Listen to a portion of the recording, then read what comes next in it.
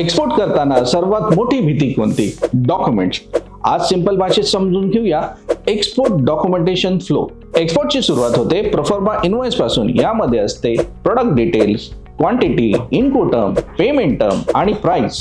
बायरने approval दिलं की पुढची स्टेप. ऑर्डर कन्फर्म झाल्यानंतर बनतं कमर्शियल इनवॉइस म्हणजेच ऍक्च्युअल बिल आणि पॅकिंग लिस्ट म्हणजेच किती कार्टन, किती वेट आणि पॅकिंग डिटेल्स. हे डॉक्युमेंट्स कस्टम्स आणि शिपिंग मध्ये बेस असतात. यानंतर सीएचए कस्टम्स मध्ये शिपिंग बिल फाईल करतो. कस्टम क्लिअरन्स झाल्यानंतर माल एक्सपोर्ट साठी लिगली रेडी होतो. कस्टम क्लिअरन्स झाल्याशिवाय शिपमेंट पुढे जाऊ शकत नाही. शिपमेंट झाल्यावरती शिपिंग लाईन किंवा एअरलाईन देतं बिल ऑफ लेडिंग किंवा एअरवे बिल. हे डॉक्युमेंट म्हणजे माल पाठवल्याचा लीगल प्रूफ. यानंतर डॉक्युमेंट्स बँकेकडे जातात.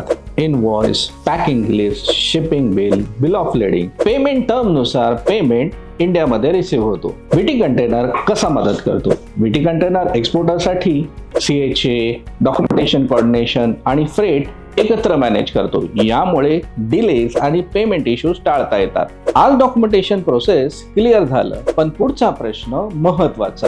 LCL किंवा FCL. बिगिनरसाठी कोणता शिपमेंट टाईप योग्य? पुढची रील पाहण्यासाठी फॉलो करा, कारण यू ग्रो वी ग्रो.